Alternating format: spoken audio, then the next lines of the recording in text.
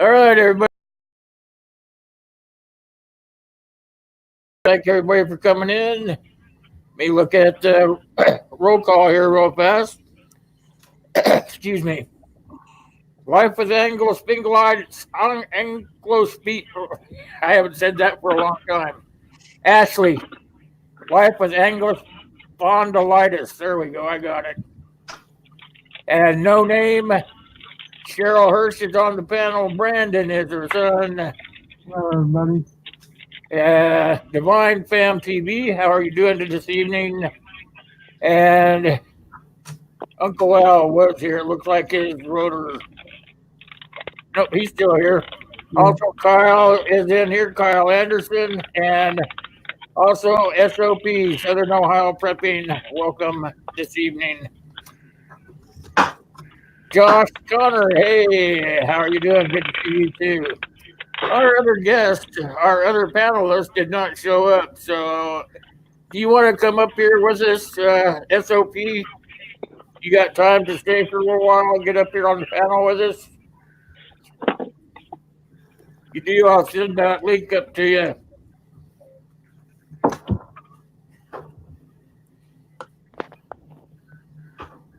Wait for it to kick into him here.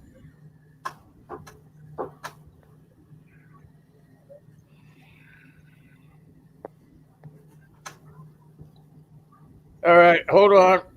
I get you a link there.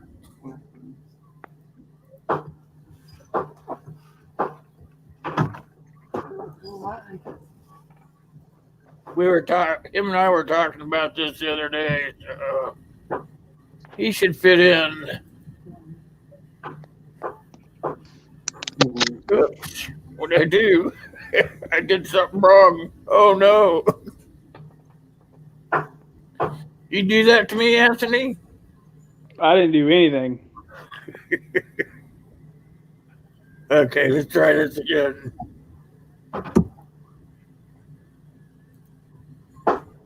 Maybe I pushed the wrong button. There we go. That worked. I must have pushed the button next to it, which opened up a whole big keyboard up there. I couldn't see nothing. Always trying to blame me. Good evening, sir.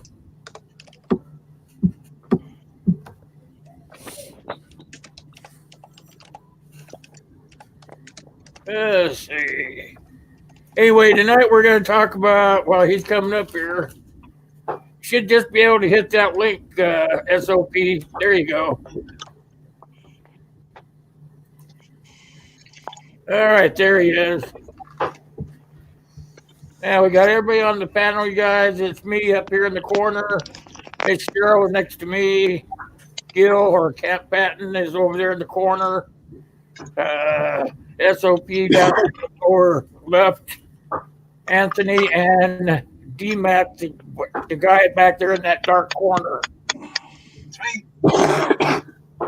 Tonight we're going to talk about salvaging for preppers, what you would salvage in order to start rebuilding. I guess that would be a good way to put it. And we all came up with some lists, and we'll see if we all match up. I guarantee you I don't. You guarantee you don't? Mm-hmm. I came up with more than 5. Yeah. I came up with a big old list. Yep. So, Anthony, you came up with a big list too, didn't you? Anthony, yeah, probably. I got Once you start down that rabbit hole, it just keeps going. It's hard to, you start thinking about it and it just starts rolling in there, you know. Well, about something other than the obvious, then you start trying to get crafty, and then all the cool stuff starts coming in. I'll start with 5 off my list, and then we'll just kind of roll into it and then start talking about everything like we did last week. That seemed to work out pretty good, I think, anyway. I've got junk mail or cardboard because you can use it for insulation or fire building. Glass jars, corrugated steel because you can make walkways and stuff out of it.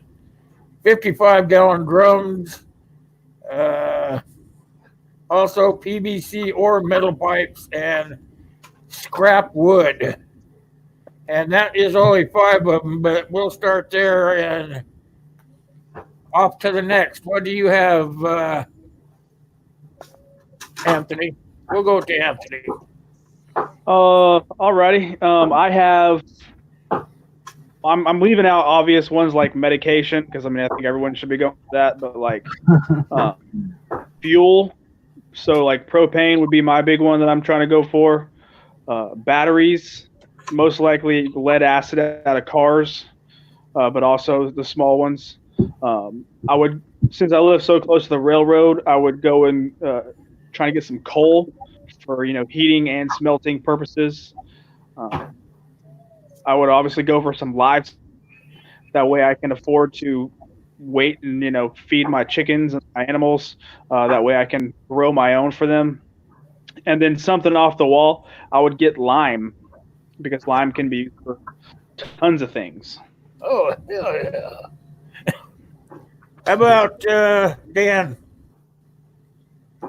Well, I don't have like an official list. I didn't write it down. I've been really busy this week, but I took the premise of things that I was going to scavenge like first, like quickly after I see a collapse coming. Like if I still have the opportunity to go to a store, or if we're having to go and essentially be kind of looters type of thing, loot stores.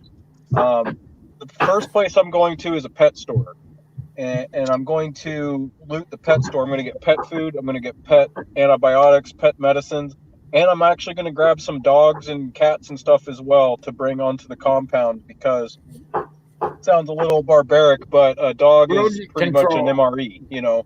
At any point, if you have to slaughter a dog for worst case scenario, you have to slaughter a dog. So that was an easy, like one of the ways that I was kind of considering getting some basic stock there.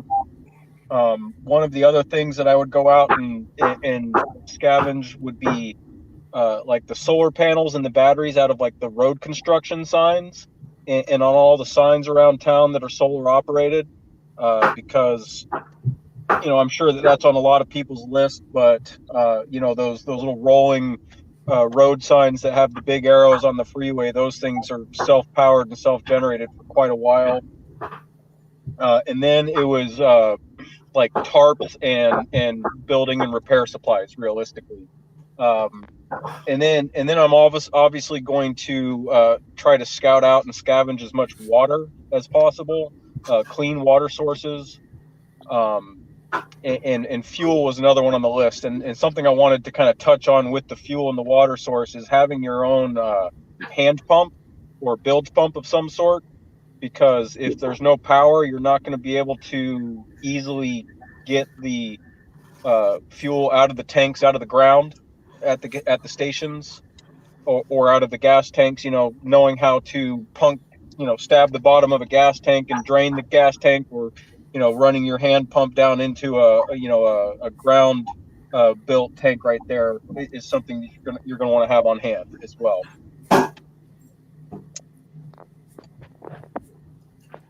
Gil. Well, I went a little differently on it. First thing I want to think is, I'm looking at what I'm going to go salvaging depends on what type of event it is. Is it just a SHTF or is it a full-blown Tawaki? If it's a full-blown Tawaki, the first thing I'm going to do is I'm going to be hitting a pharmaceutical place. Try to get as many antibiotics and drugs and stuff, good drugs, pain medications, that sort of stuff first. The next thing I'm going to be doing is probably hitting a construction company. I'm talking a big construction company that does underground construction. Grab a couple low boys with a dozer and possibly a rubber tired excavator or an articulating loader. Grab a bunch of street plates. Those things are 1 inch and 2 inch thick, 8-10 foot wide and 20 foot long. Grab several of those.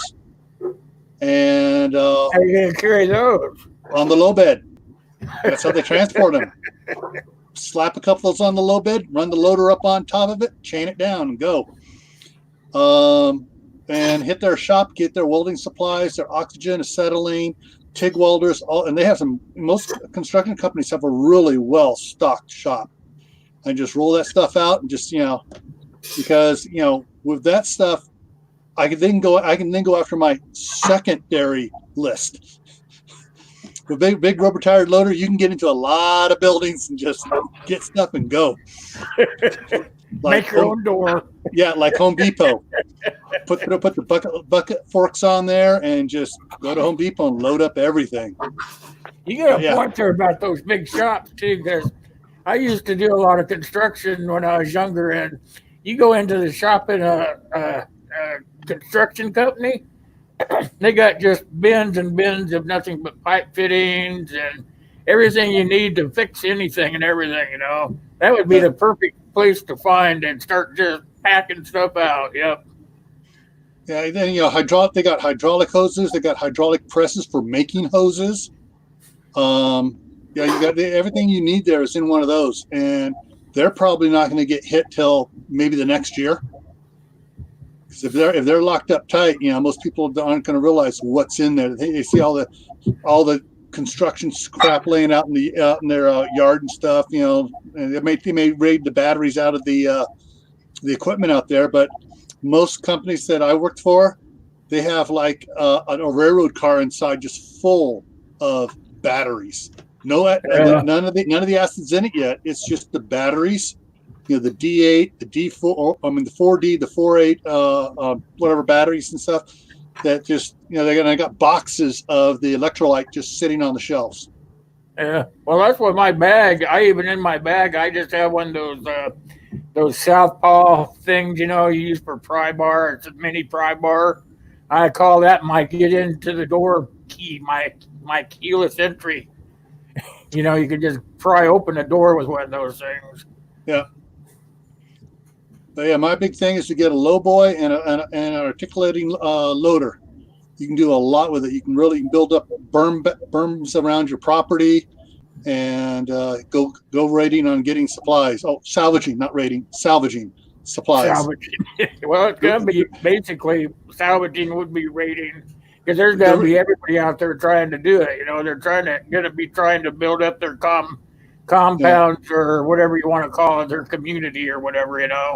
Or like I used to say at the government, the redistribution of the allocated supplies. What do you got? What would you do, SOP? Well, mine's a little. Can y'all hear me okay? Yeah, we hear you. Okay. Mine's slightly different. I live less than a mile as a crow flies from a Lowe's, and they also have a. Is that my stuff knocking?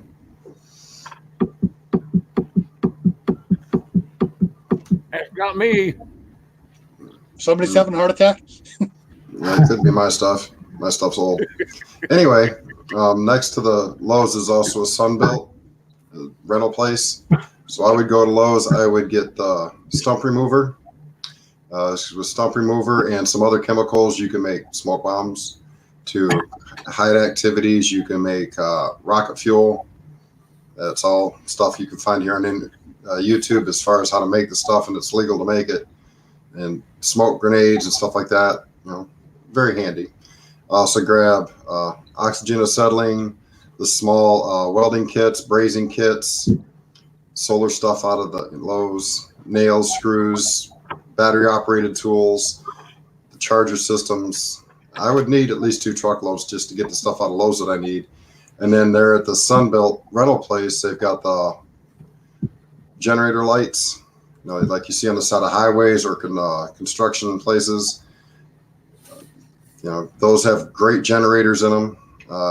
Just disconnect the wiring to the light and wire it into a box here in the house, and I can power several items here in the house off of one of those generators.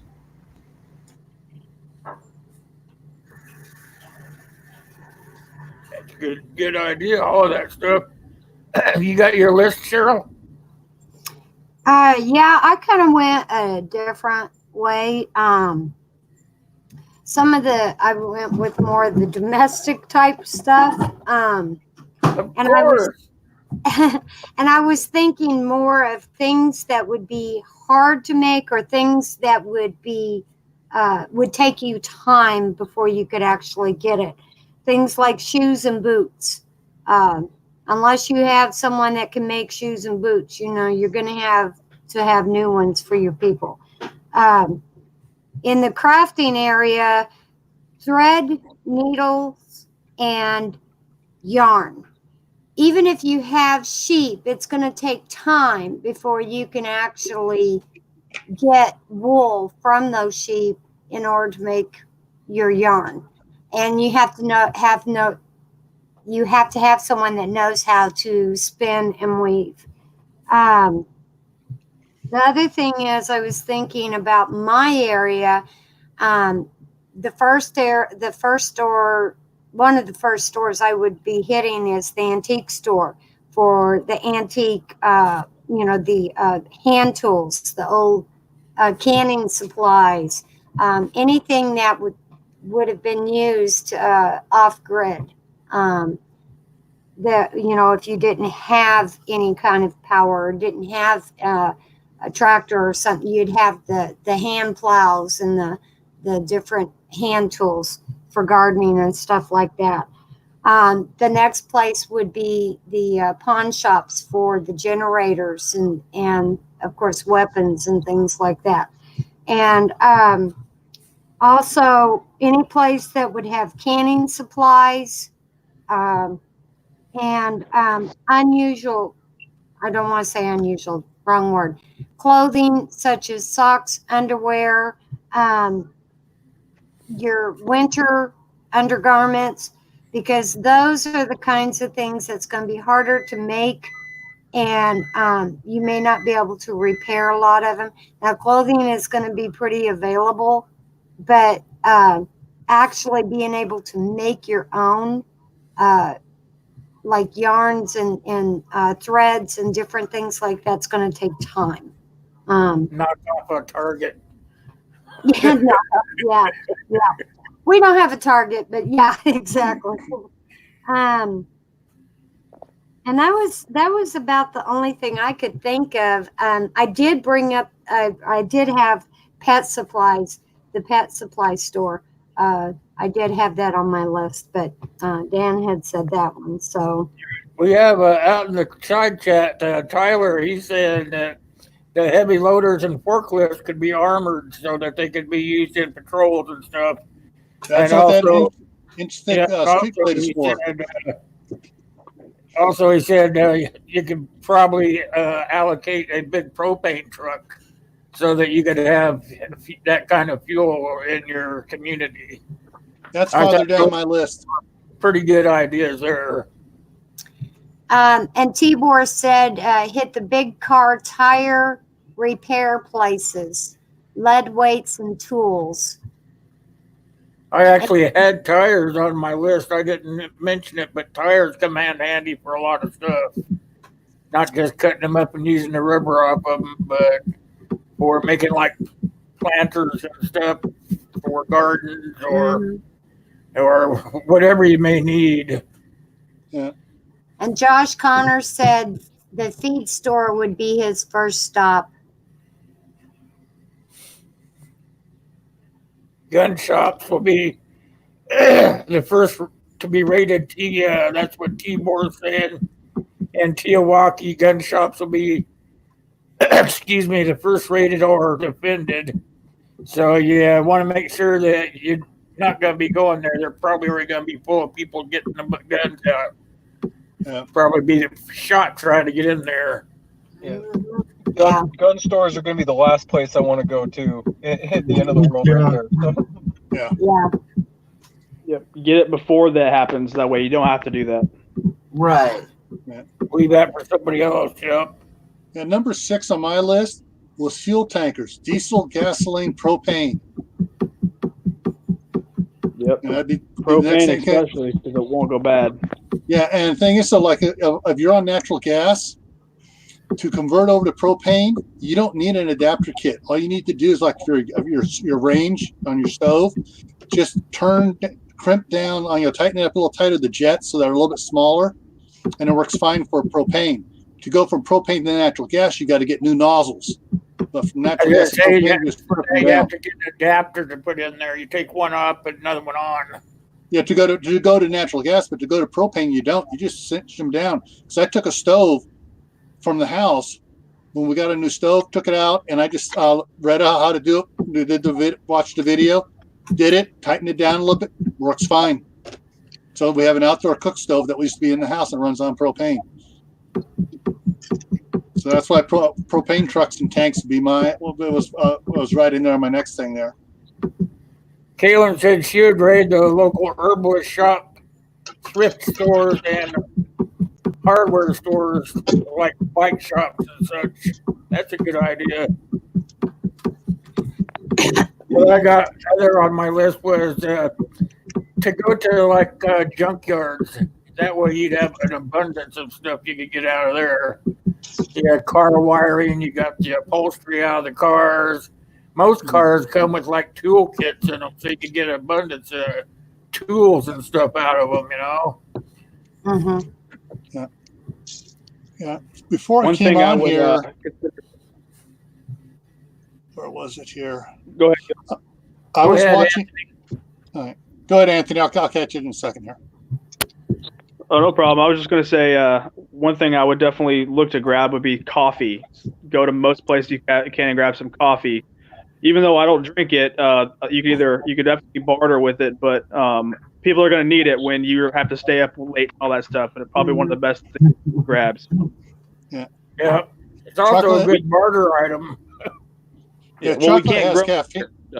Yeah, chocolate has caffeine in it too, not as much as that. But then, like you hit Sam's Club or Costco, then you hit all the get all the Rock Stars and Red Bulls and those as well. But what I was going to say is, before this, I was watching Prepper Nurse One, and he was talking about how many people were going to die if the power went out, the grid went down.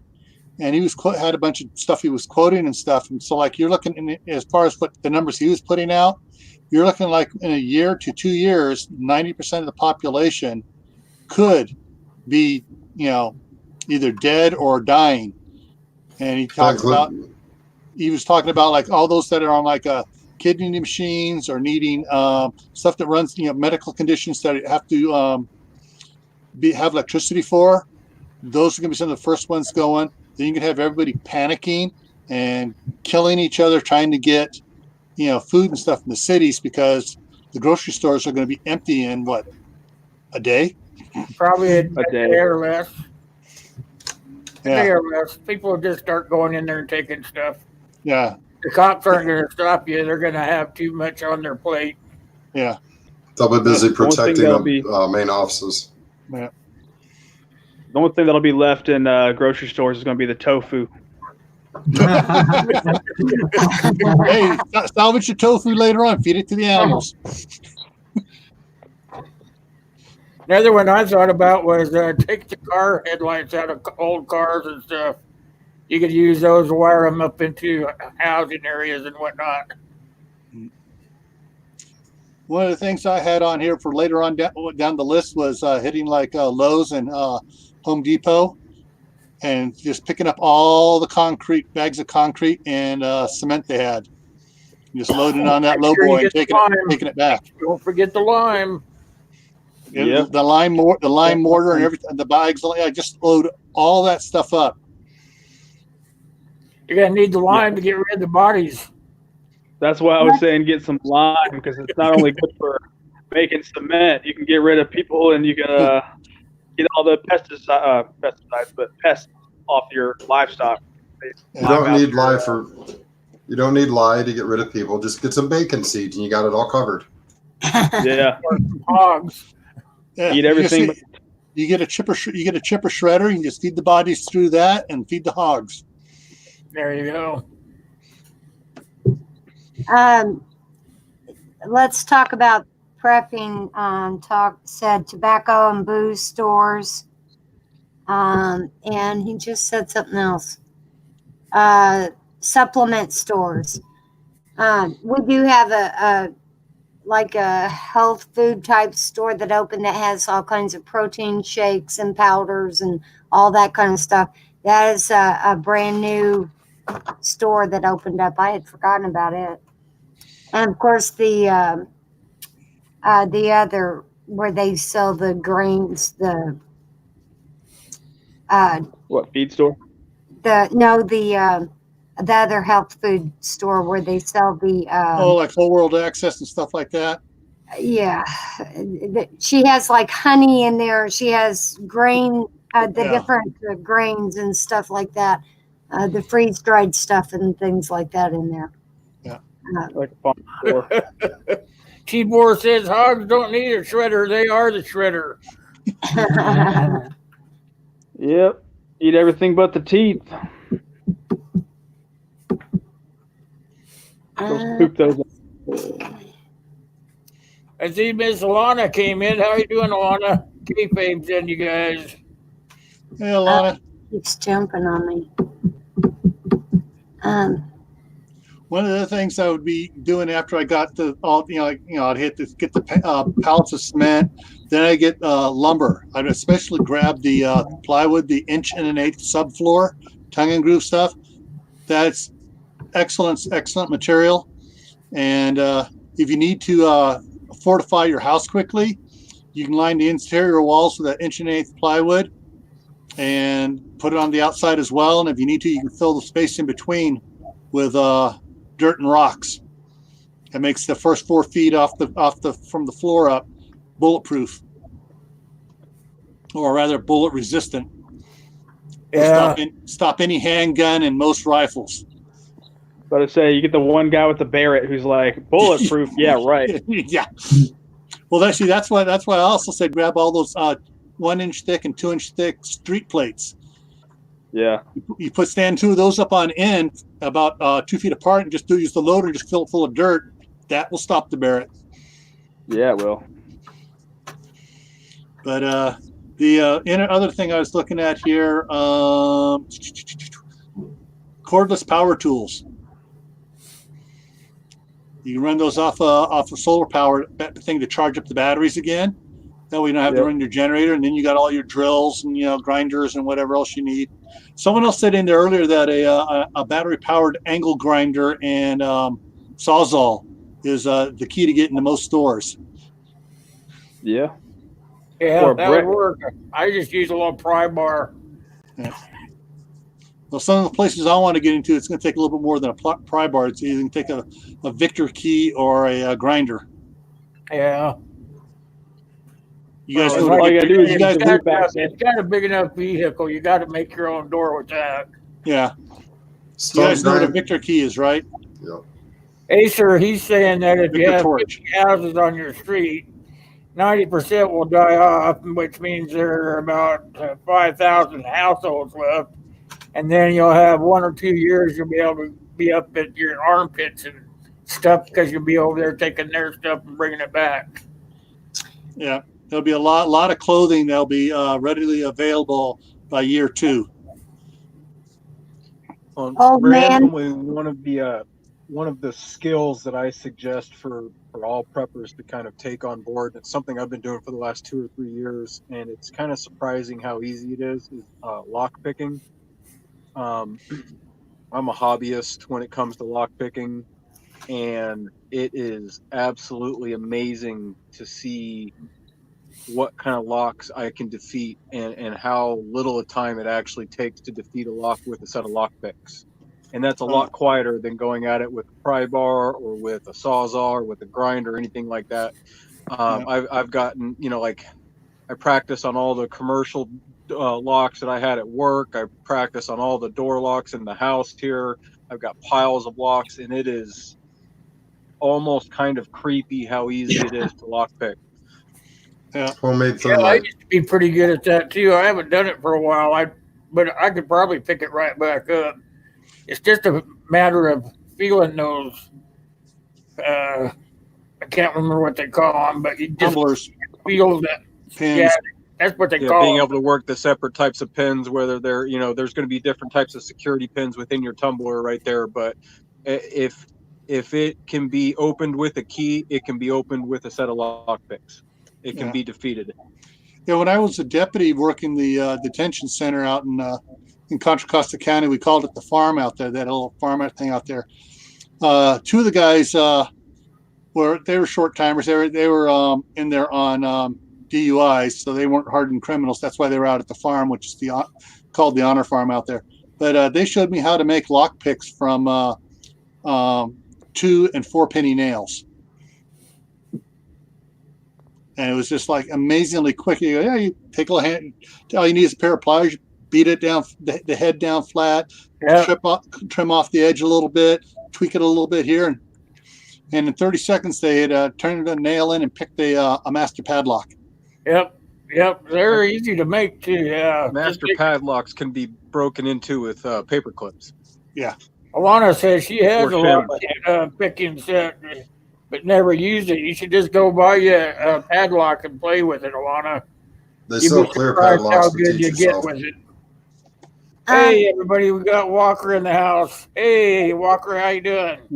SOP, what was that you said about the practicing locks? They sell clear padlocks to practice with, but that's one of the things I get from Lowe's is the stump remover and a couple other things, and you can make incendiary devices. If you get the right stuff, you can also get make your own thermite, and thermite will defeat 99.9% of locks out there as well.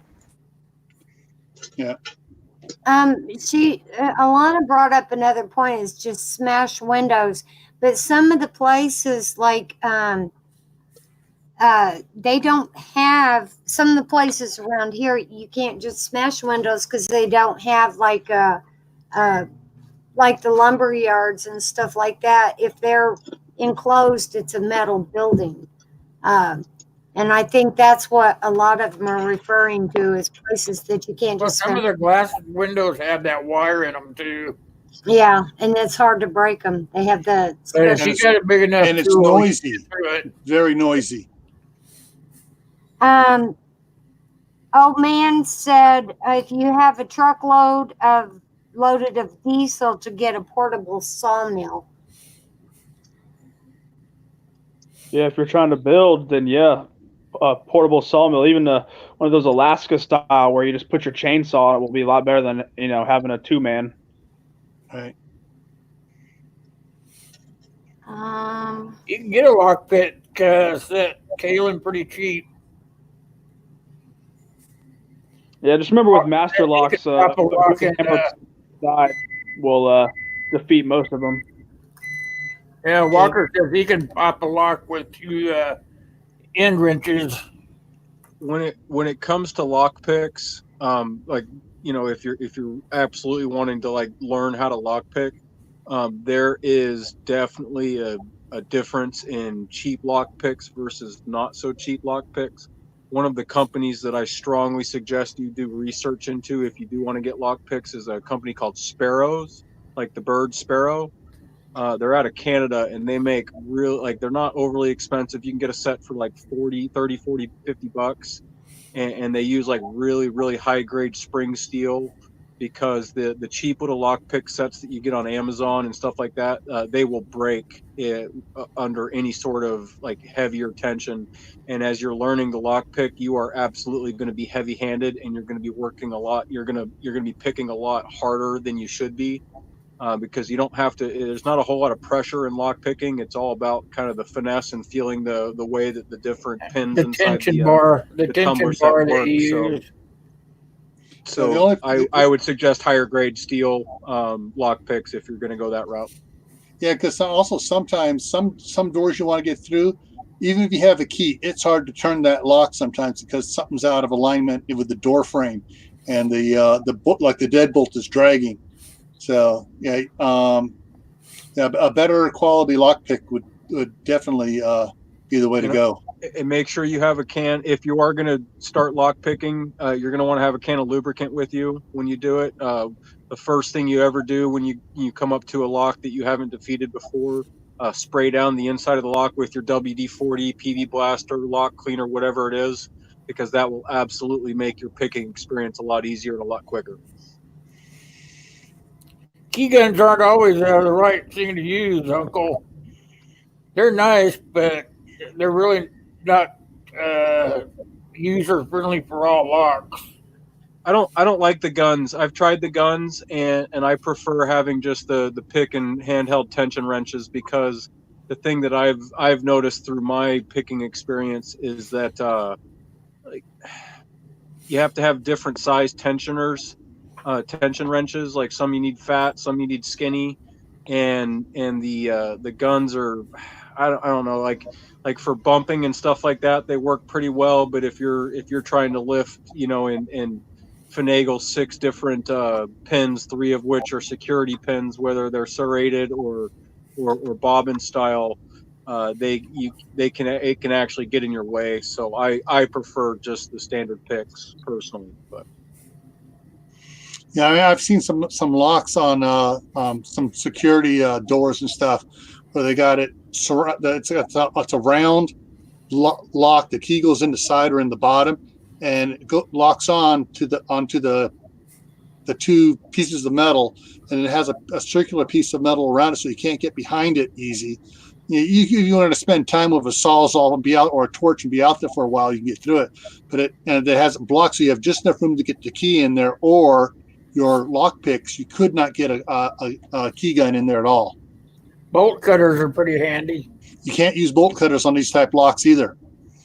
What about Freon in the cylinder? If you had some liquid nitrogen and get it really cold and hit it with a hammer, that you could break it that way. But the other thing, just thinking about that, is cargo containers. Another reason for having the low boy and that loader with the forks on it. Start snagging cargo containers. They make a great barrier wall, and who knows what sort of goodies you're going to find inside. Heck yeah, those would make a good exterior wall around your community. Dead bodies. Fill it up with lime. Throw the bodies in there. Yeah. That's a place that the stink will keep people away. Yeah. Let's talk about prepping. Said blow torch it. That's what I was saying. The Victor key, cutting torch, Victor cutting torch, gets into a lot of stuff too. But it's also bright at night and it makes a noise. You can hear one of those things. Master key. Yeah. He says 12 gauge master key. That makes a lot of noise. And for a while, at first, even later, for a while there, and even later on, probably you're going to want to be as stealthy as possible. You don't want to be drawing attention to yourself, because all of a sudden you have people come from all directions. Ooh, there's something good over here. Oh yeah, be coming. He just opened the door. Come on, let's go. Yep. Oh, that was one of the things I was thinking about when I was trying to come up with my list, is where would be the safest places to go to actually get something that's not going to be hit already. Well, I would say go to a junkyard firstly, because there's going to be a lot of stuff that you can get out of a junkyard. I don't care what you say. There is just going to be unlimited resources in an auto junkyard. I mean, there's upholstery, there's the seatbelt straps, there's batteries, there's wiring, there's windshields, tires. Like I said, every car usually comes with a toolkit. So depending on what model it is and everything, will depend on what tools they give you for it. And then there's going to be tire rims and tires. And there's parts of the body you can even use, like the hoods could be used for something. The trunk lids could be used for something. And just a whole lot of stuff that you can get out of a junkyard. Well, if history has anything to say from the hurricanes and everything else that I've seen, stay away from Dollar Generals and Dollar Trees. Yeah. For sure. And Walmart. Yeah, because those get nailed first by the low-income population, because they always live right next to them. Yeah. Yeah. And that's where they go all the time, so they know what's there. Yeah. And that's usually the first thing that goes. Not to mention, most policies of Dollar Generals and whatnot is to not press charges, so they don't have to worry about any kind of repercussion. And usually that first day, you're not really going to know if it's going to be one of those permanent things or it's order going to come back or whatnot. So they're going to try to hit something like that first that they know isn't too bad if the power does come back or whatever. That's one of the things I said at the beginning there. You need to, it depends where you go, and when you start salvaging depends on what the event is. Yep. If it's a total power grid down, 100% grid down worldwide from a solar EMP, or whether it's an asteroid impact on the other side of the world from us, throwing a ton of crap in the air, causing the weather to change or whatever, or whether it's just a simple, the grid's down for 2 weeks. Big difference, because the law is coming back. You have to understand that communications go down. People aren't going to know what it is. So that first couple of days, the average person's probably going to be like, all right, I'll just stay put at my house and just in case order does come back. I mean, people aren't going to automatically start shooting their neighbor after one day of having no power. Yeah, they're going to band together. Right. It's when things start breaking down after like a week of no one coming to save them. It's when they're like, okay, we need to start looting places. Well, First time Walmart doesn't get a shipment of food in, most places are going to be pandemonium because they're going to realize they're not getting food. My Walmart here can't go a full day without getting at least 2 trucks. That's how many people actually shop at this Walmart. Yeah. You go in today, you look at the meat, you go in 12 hours later and all that meat's gone. They're looking for another shipment already to come in. Yeah, it's about like it is here too. Yeah. And they have so many people that use our Walmart that some of the shelves get emptied out in a day, and then that shelf is empty until the next truck comes, and sometimes it's not for a couple of days, So I know the one near my house in California, the bread aisle. So the city limited how much square footage they could have for grocery because they didn't want to affect the mom and pop stores around. But you can go in there at 8 o'clock in the morning, they're getting a load of bread in. You go back in at 4 o'clock in the afternoon, they're getting another load of bread in. Yeah. That's insane to me. Yeah. Hi, Dragon Lady, how you doing? I live in the other random city. commodity that kind of is the lifeblood of any grocery store, anything like that, and it's not necessarily anything you want to stockpile a whole lot. That is like the universal item at any grocery store, because not everybody eats meat, not everybody eats vegetables, fruits, this or whatever, but everybody wipes their ass. And you'll notice at most of your grocery stores that the toilet paper aisle is centered closest to the loading doors that go into the back, because that is the item that is most commonly stocked. In and out the back door. Yep.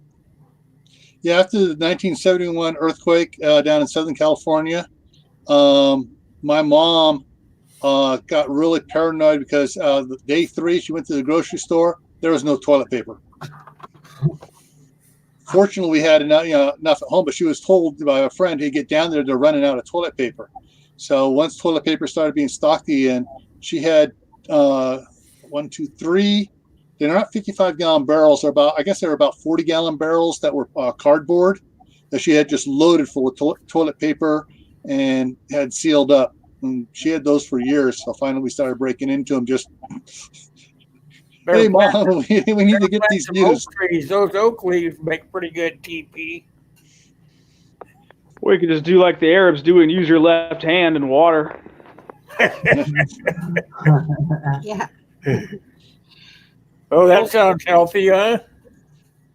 That's why you never shake their left hand, even if you're left-handed. Yeah, they will not eat with their left hand. I've heard that before. And that's why they punish thieves by cutting off their right hand. Right. So they got to wait. I'm not sure how long it's got to wait. They have to wait before their left hand can become clean. And you'll see a lot of them learn how to wipe their butts with the heel of their foot. Yeah, I learned that also. Don't wave with your left hand because it's an insult. So just in case y'all are wondering, I spent enough time in Arab countries to know left hand bad. Left hand's bad. So if you wave, you go like this. Yeah, it's bad. You got to use the right hand. Yeah. Yeah, speaking of that, speaking about that sort of thing, a friend of mine, Yogi Prakash, and for the Indians and stuff, for a lot of them, an insult to them is go like this to come here. Basically, it's an insult because you're calling them a dog. Because you only go like, come here, to a dog. That's funny. Probably did that by accident. Thing to look for while you're out salvaging is any kind of motor. I had that written on my list too. Big ones, treadmill motors are number one. Go to your gyms. Ones, little ones, whatever. Any kind of motor. Say that again, Anthony. Hit up your local gyms so you can steal the treadmill motors, because those are going to be the biggest ones and the ones you're really going to want to hit. Because any kind of motor, big or little or whatever, they're going to come in handy for something. Well, treadmill ones are usually DC motors, and they're inverted inside, so you can directly put them to make DC power without having an inverter. So when it comes down to a retrofit, it's probably one of the easiest ones to do. All you got to do is hook a pedal bike and a chain to one end of it and start cranking. You can generate some power. Yep. The other thing, what Will was saying about the junkyards is car doors that have electric windows in them. Those electric motors could be made to do a lot of fun stuff. I used to use them in my haunted house to make the demons and stuff all move, and animatronics. Yeah, especially the ones without the limiters, because they'll just keep spinning in one direction if you allow. Yeah. Get out of here, cat. Yeah, my daughter's cat came up in my room. He thinks my bed, when I'm not here, he thinks my bed's his place to sleep. So, random question that I have for the panel. It kind of doesn't go totally off topic, but it's kind of different. If it's full-blown Teotwalkie, end of the world as you know it type of thing, how long before you actually start going out and scavenging, looting, marauding? You know, how long are you going to hunker down in your homestead before you start poking your head out, type of thing? I believe I can make it personally.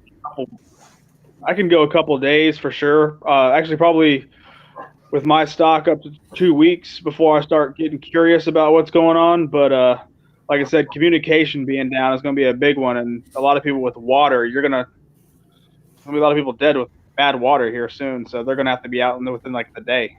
Yeah, I would say 4 days, even if I still had food, just to be able to get to some of the stuff before it ended up being gone. Well, yeah, if it's like an EMP or something, where the power grid's down, first thing I'm going to be doing is after 6 hours, I'm going to be pulling my ham radio equipment out of the Faraday cage bag and trying to find out what's going on, via ham radio. And if it is a worldwide event, probably that night I'm going to go hit a pharmacy.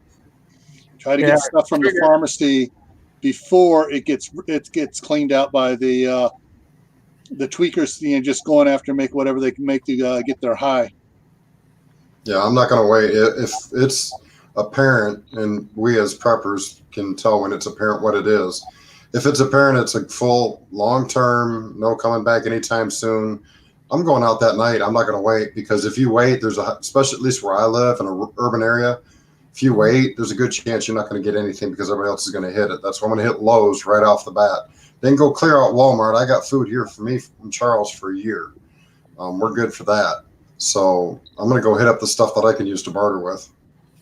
Yeah, I guess I would change mine to that too, because as long as you got a radio, like I have a Bayo thing, but I could ride the radio waves to find out what's going on. And if it's they're saying it's going to be out for a while, that you're going to have to hunker in for a week, maybe 2 weeks, if that's what the government's telling you. Maybe that would be the key trigger to tell you to get out there and start looking around and see what you can scrounge up. The first thing I would do if it was like, if I was still in this trailer, If it was full blown and we managed to survive through it and all that, I'd hit my trailer park. Seriously, I would raid the houses. You would raid other people's Yeah. And get the First of AK, all, load first of all, the AK. is to find other people. You know, that'd be the first thing. The second is whatever supplies they have in their houses. So, yeah. Well, just be careful with the cops. You might get the police officer that's, the really good one on duty that's going to try to bring you in if it's too early. Make sure that they're Yeah. My philosophy is kind of similar. I'm only gonna I'm gonna go out like day one pretty quick, but I don't want to go to a pharmacy and I don't want to go to the big box stores necessarily because I can only assume that everybody else is going to be running there as well. First place that I'm realistically going to hit is like all the veterinary clinics right around me because there's veterinary clinics on like every street corner in my town here. That would be realistic. Yeah. And I like to think that those might be overlooked for the first 24, 48 hours. And if you can take care of a dog or a horse with it, you can use it to take care of a human as well. So that's going to realistically be like the first thing I go to is to go get all those medications and antibiotics from the vet clinics because it's the same stuff that we're taking. It also kind of depends whether, how much lead time we had to this event happening, whether or not I can get all my nieces and nephews up here.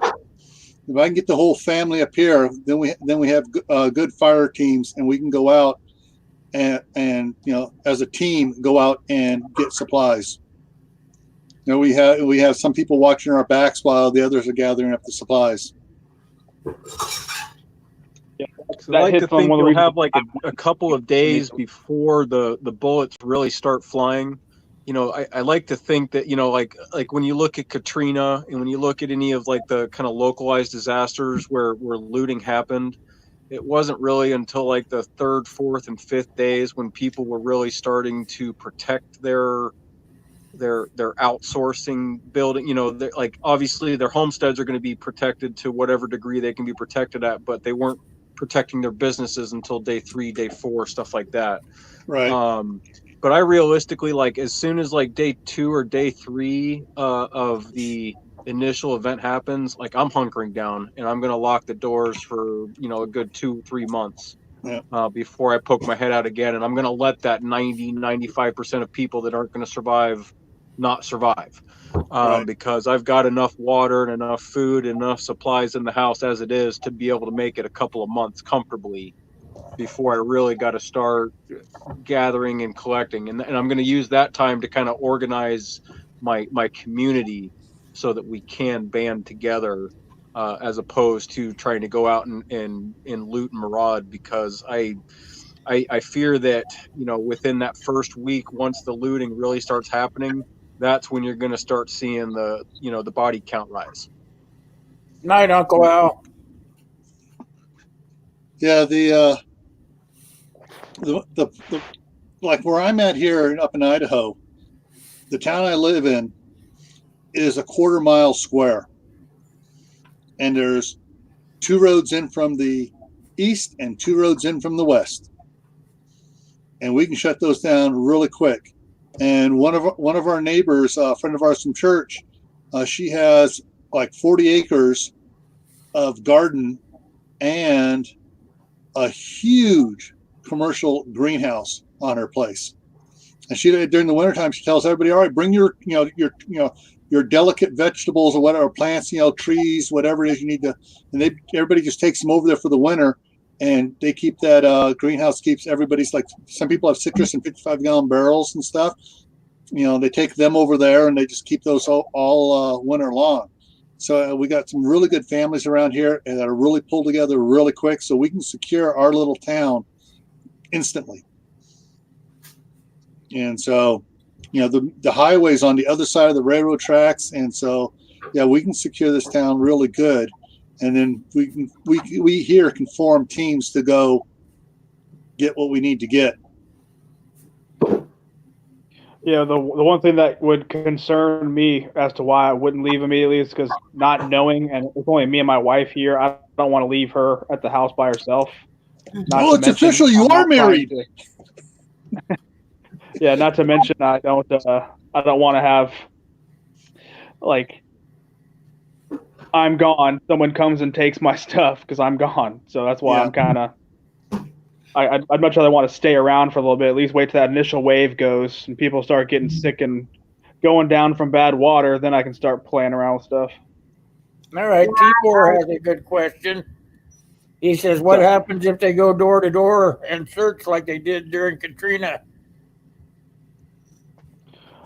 They That's why I won't live in find me in my trailer. I've got a plan.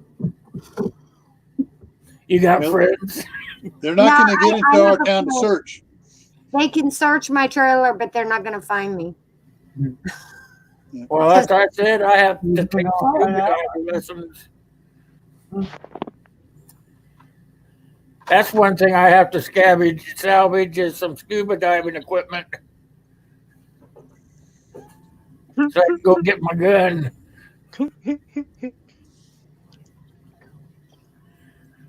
Well, and I think that, like when it comes to that door-to-door confiscation and stuff like that, I think that's one of those things that you have to have your little spider points and you have to have certain caches put out. You have to be, you're not going to want to have your whole gun collection sitting on your kitchen table type of thing. You're going to want to have strategic stuff placed strategically. Yeah, you'd want to have like false doors and stuff. Acer brought up a good point. He said, EMP Teowaki, pharmacists and vets would know what they have and how valuable it is. Much would go home with them. Many small businesses will defend their living. That's true. That's very true. Yeah, the pharmacists will probably snag their own stuff. Yeah, and the vets too. Yeah, it also depends on what they how can much get lead in. time they have and when, like you said, an EMP. When did it hit? Did it hit at 3:00 in the morning when everybody's asleep? Did it hit at Odds are, noontime? if an EMP hits, it's going to be 4 in the afternoon or 3 in the afternoon when everyone's working. Yeah. Or when everybody's sleeping. And Well, they've already figured it out. There's been several tests run, and I'm not talking just by our government, but by other governments, that the key time to hit the enemy is when everybody's asleep. That way they wake up to absolute pandemonium. They'll wake up with nothing working. Hitting them, it'll cause chaos in the middle of the day, but from every test from Russia, North Korea, South Korea, Japan, China, everybody that's used a nuclear weapon in testing all their testing say that psychologically it does more damage to people to wake up and find out there's nothing left than to have it happen while they're awake. So psychologically, if say North Korea was going to do something stupid and send one over, more than likely it's going to happen while we're all asleep. true. Sounds very true and makes sense too. Yeah. Fortunately for my family, my mom started us on the prepping trail back in '71 after the Sylmar earthquake. I mean, they went out and they got a year's supply of canned food from Sam Andy, and we've been adding to it ever since. And of course, when my sister left, she was allotted a certain amount to take with her, and my younger brother, he was allotted a certain amount, but I got the majority of it. And so right now, my family is sitting on 10 years worth supply of food between here and California. So food wise, we're set. But then when all the nieces and nephews come in, that's going to start cutting it down in time. We're going to have to start doing a lot of gardening. But we are set that wise. And we have like 3,000 gallons of water in tanks in the basement. So You put the Mormons to shame, my friend. 10 years, that's pretty impressive. Well, I am. That's how we started. But yeah. Well, even better. I'm saying the average is what, a year or 2 years now, and then you're 10, so you're good. Yeah. They were, the original edict was to have 7-year supply, and we'll do 5-year. Try to get 5-year and work up that from there. I'll try to get 2 years, and they kept lowering it down. And it's like, no, jack it up, push them. But yeah, it's There you go. yeah. Well, It's the like thing is to try to push for 6 months. If you can do 6 months, you can do 10 years. Because by the time you get 6 months, you're already conditioned into how it's done. Yeah, you just get a little bit more, get stuff on sale. When the tuna's on sale, buy extra cans of tuna. When the mac and cheese is on sale or the spaghetti's on sale, buy extra spaghetti. Tibor said, I suppose in Teowaki there won't be any door-to-door searches, or at least not for any time soon. No, I figure if it's an EMP, there ain't going to be any door-to-door searches by law enforcement. I figure if it was like a Teowaki event that there won't even be any law enforcement. Really, the law enforcement guys will just stay home and defend their own homestead type scenarios, and it'll just be everybody for themselves type of thing. See, man, at the same, hopefully you got your shit together enough that you won't be one of those guys out there running around with your head up your ass, Yep.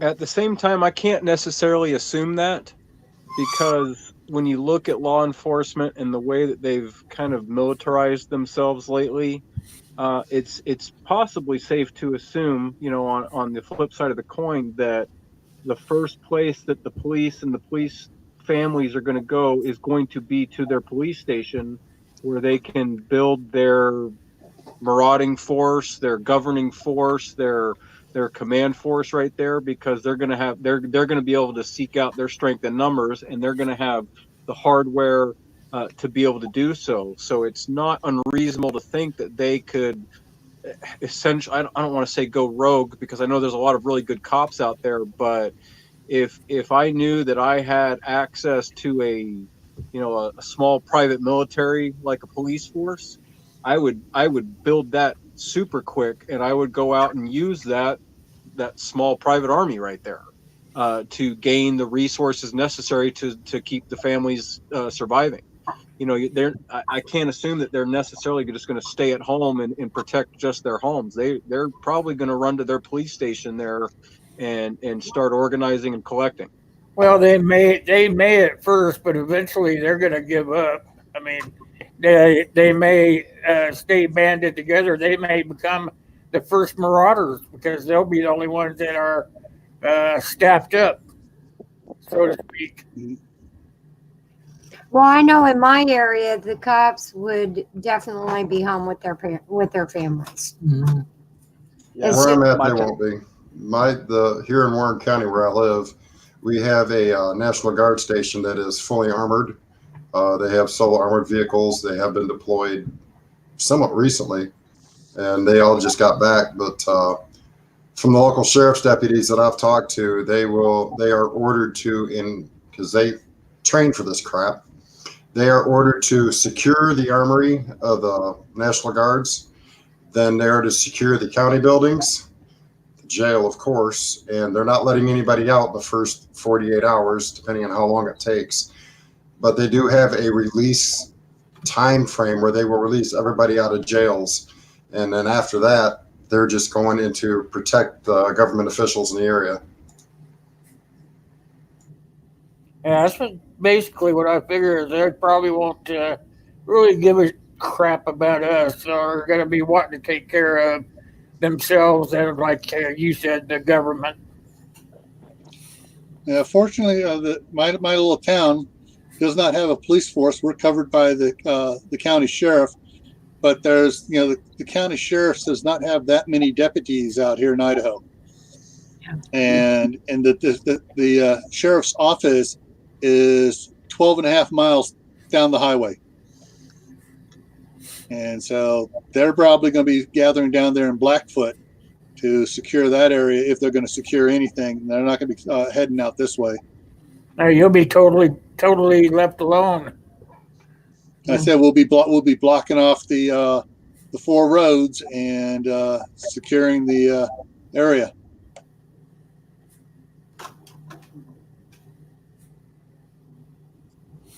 Yeah, I just, the people here, we do have a police department and we do have a sheriff's department, but they're both small. And, I know that they would be taking care of their family.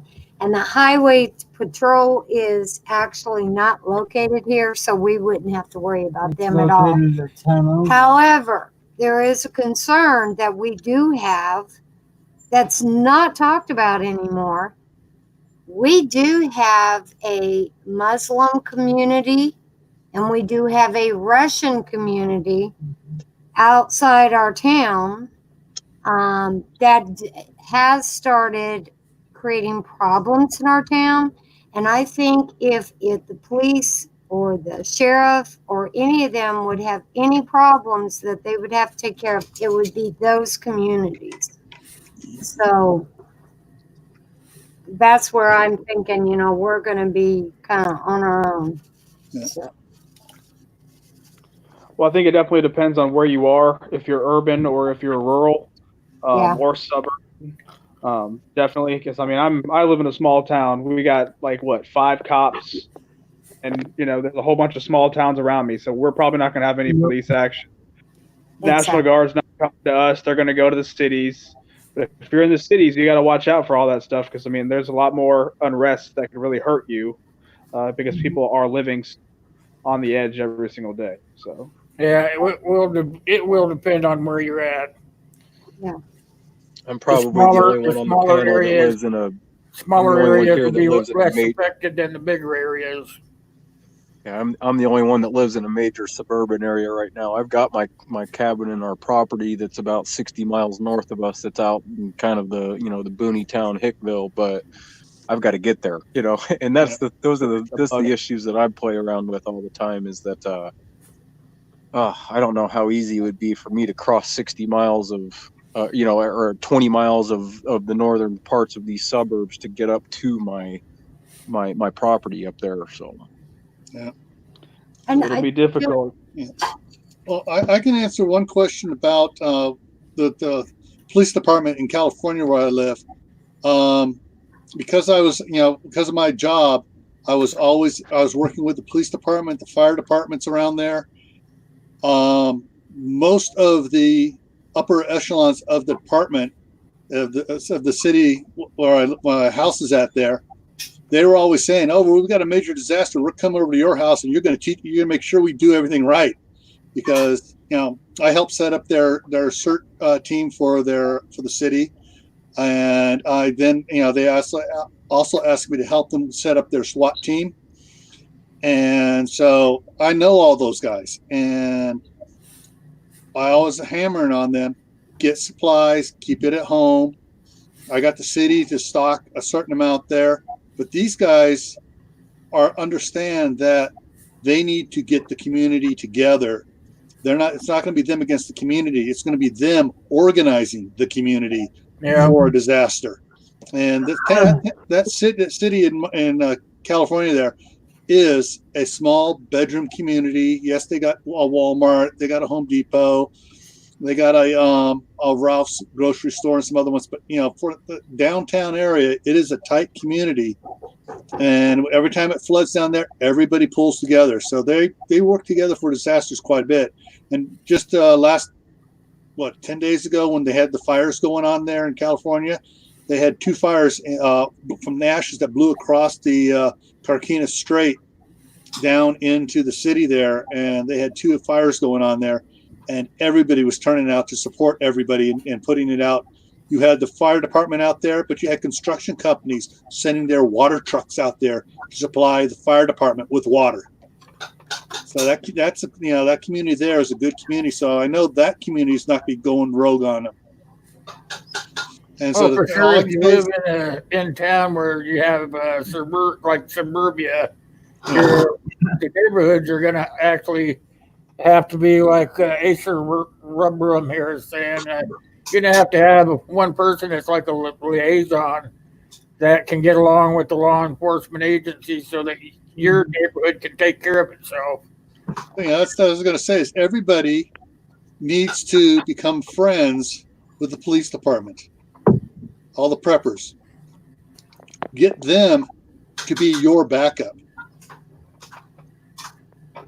It's kind of a hard thing for you to wrap your mind around at first here, but if you become friends with them, you don't have to tell them all your secrets and everything you have, but you become friends with them. You talk to them about preparing. You get them into the prepper mindset as well for their family, and then they look at you as a resource for knowledge to help them, and they'll try to bring you into their circle, rather than, if they happen to go rogue or anything, they're not going to go rogue on you. They're going to try to include you in their group.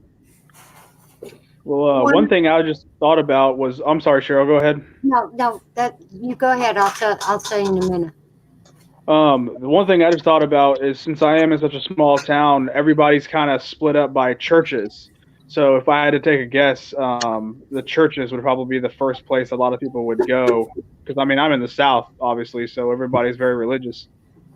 So the churches would probably be the first place a lot of people would try to congregate to figure out what's going on. The witnesses, the Lutherans, the Sikhs, because we have a lot of Indians in my town. They would all get together and do their thing. So I can imagine if you have the churches kind of communicating with each other, that might be the biggest plus possible. And if you're in a small town like myself. Yeah, I can see that happening to cleric. Then you have your clerics taking care of the problems of the people just going about their everyday life. One of the things that all 6 of us have in common, and many of them in the chat, we're all prepping channels. One of the things that you can do, which is something I did today. No, Cheryl, you're a do-it-yourself channel. You haven't changed your name yet. I haven't changed my name. I know. When I went and got my phone today, he was transferring all my stuff from my old phone to my new phone, and he had brought up my YouTube channel when it popped up when he was transferring everything. He was like, "Well, that's a strange name," and I said, "Yeah, it's my YouTube channel," and I started telling him about it.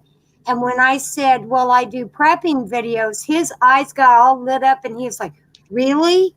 And as prepping channels on YouTube, if we let people know that, they're going to be more likely, if they're preppers themselves or if they're interested in it, then they're more likely to want to include you and bring you in.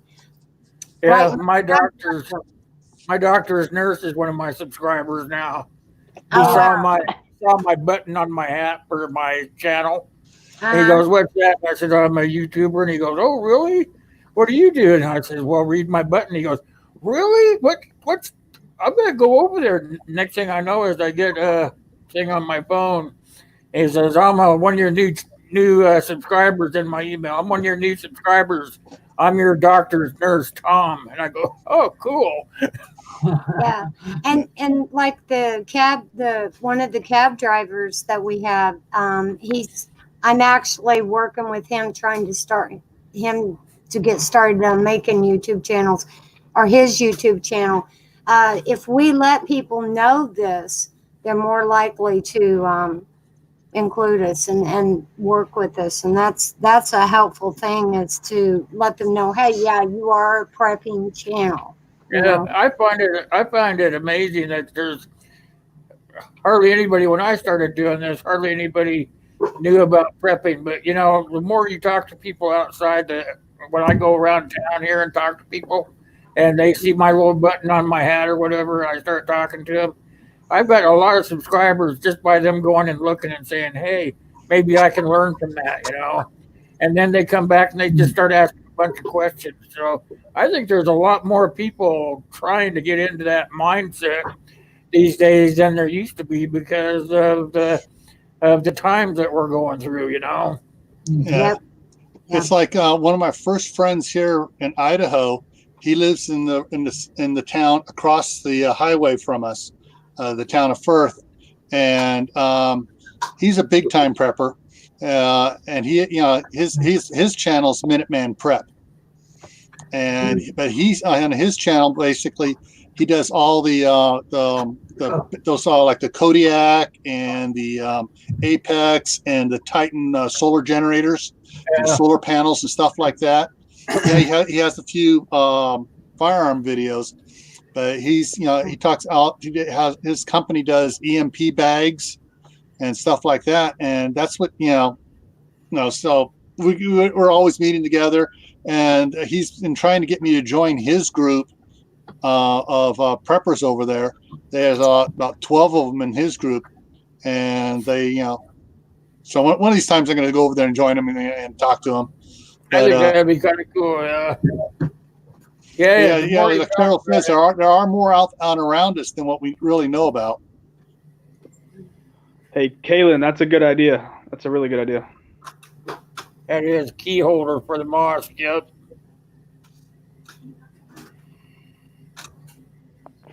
Yeah. Yeah, if you can get your churches and your mosque and your synagogue or whatever, if you can get everybody kind of on board with there's something in the communities where everybody can kind of go to first, I think that'd probably be a really good idea. Acer also, he's saying that know the community emergency plan, and then a network and volunteer there. It'd be a way to build your social credit, so people get to know you and trust you. Yeah, good idea. Well, we run about 15 minutes over. Has anybody else got anything? Anybody in the side chat have any other questions or comments? I haven't seen any other than what we just read. One of the things that I would try to salvage that's not on my list that none of us has addressed really is people. Salvage people. A doctor, a pharmacist, start recruiting people. Get people and find out who people are now, but don't approach them yet. But if everything goes south, then you say, "Hey, we're doing this. We want you to be part of our group." Yeah, I need somebody like you. How about coming over and checking us out? Yep. Yeah, and you bring in some professional people that can really help keep your group healthy. A dentist. You're definitely going to need a dentist in a couple of years. Actually, every 6 months, you're going to need a dentist and a hygienist. And I hate it, but hey, I would recruit them. Miss Cheryl, what do you got for a closer? Just keep thinking of all the different things that you need, because you'd be surprised what you come up with that you really do need that you haven't thought of. Just keep thinking about it. Just make a list. Yep. Even if you think it's stupid, put it on the list. Exactly. Excel spreadsheets are great for that. You put in an Excel spreadsheet and give it a value number, and then you can sort your things. Say, oh, no, this one's more important than that one. You can keep your list so you know what the top things you need to get now and what are you going to go after later. SOP, how about you? We've hit basically everything, but like Cheryl just said, everybody's basically said it all along. Don't live in a box. Think outside the box. If you try living inside a box and you don't think outside the box, you're not going to survive. It's going to take a community to survive any kind of Tetawaki. There's not going to be any lone wolves. They will die out very quickly or get assimilated. It's going to take a community. Agreed. Anthony? The main thing is, when it comes down to salvaging stuff, the main thing you really want to think about is the stuff that you can't source or get locally.